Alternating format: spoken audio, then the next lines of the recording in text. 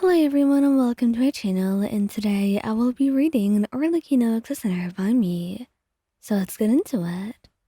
The evening air carried the faint scent of flowers from the nearby garden. You stood on the balcony of your shared estate, gazing at the glistening waters beneath the setting sun. It was a wonderful view, the golden hues of the sunset casting everything in a warm glow. Arlecchino was uncharacteristically quiet as she stood beside you, her hands clasped behind her back, and you could only wonder just what it was that was going on in her mind.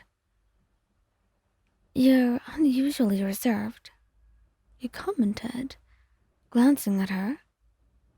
"Is something on your mind?" Her eyes flicked you, and for a moment, you thought you caught a glimpse of hesitation, something you'd hardly ever seen in her. You knew, after all, that Arlecchino was not one to falter.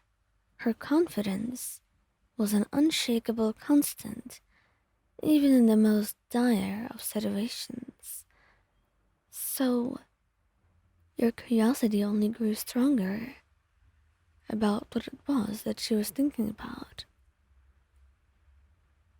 "I've been thinking," she began, her voice even, yet carrying an unfamiliar weight. "About us." Your heart skipped a beat. Conversations with Arlecchino rarely began with sentimentality, and rarely were they of the romantic nature. Her words were always precise, calculated, and right now you could only find yourself turning to face her fully, studying her expression. "Us? What about us?" you asked cautiously, and Arlecchino stepped closer, her imposing presence softened by the tender look in her eyes. "You've been with me through everything, the chaos, the danger, and even parts of myself I wouldn't show anyone else." He smiled, sensing that this was going somewhere good, and you couldn't dare say more. You didn't want to give yourself too much hope. You make it sound like I had a choice. "I love you. Of course I was going to stick around." Her lips quirked up into the faintest of smirks. "Perhaps you didn't have a choice, but even so, you stayed. You chose me, flaws and all." And then, Arlecchino reached into her coat, her movements deliberate, and then she pulled out a small ornate box. Your breath hitched as she opened it to reveal a ring, a delicate one, adorned with a single crimson gem. "Marry me," she said, her voice steady, but her gaze searching yours.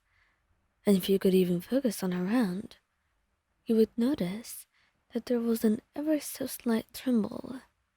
"I know I'm not the easiest person to love. I've made my mistakes, and I will continue to make more. And I've asked you to live a life that's anything but safe. But I promise you, I will never let you face anything alone. I'll protect you and love you until my very last breath." The words hung in the air, heavy with meaning. Arlecchino, this guarded woman who had built high walls around her heart, was now laying it bare for you.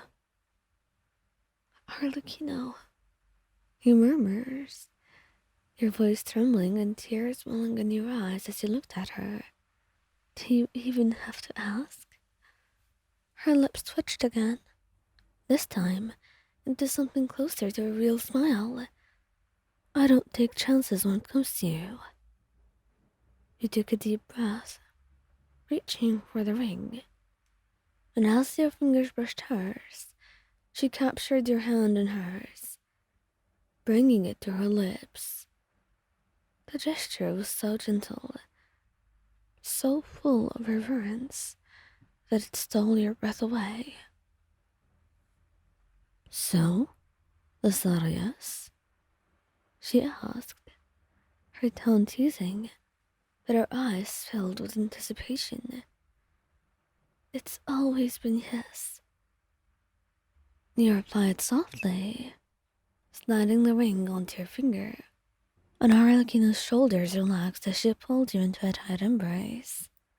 Her warmth enveloped you, and for a moment, the world seemed to fade away into the background.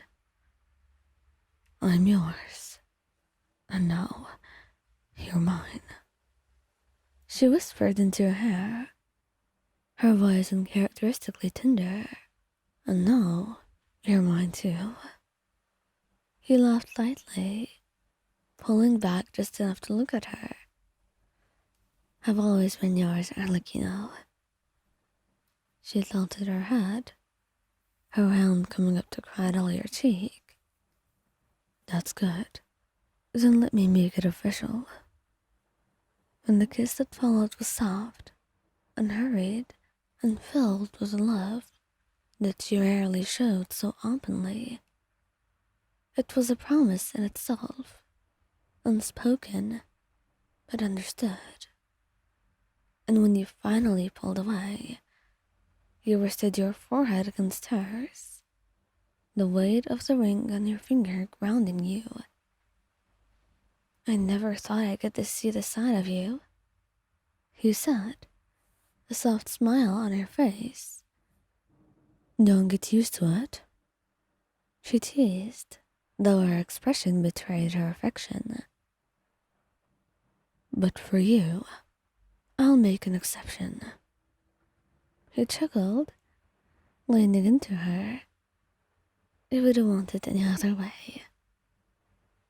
And as the stars began to dot the sky, you stood together on the balcony, the future ahead of you uncertain, but shared.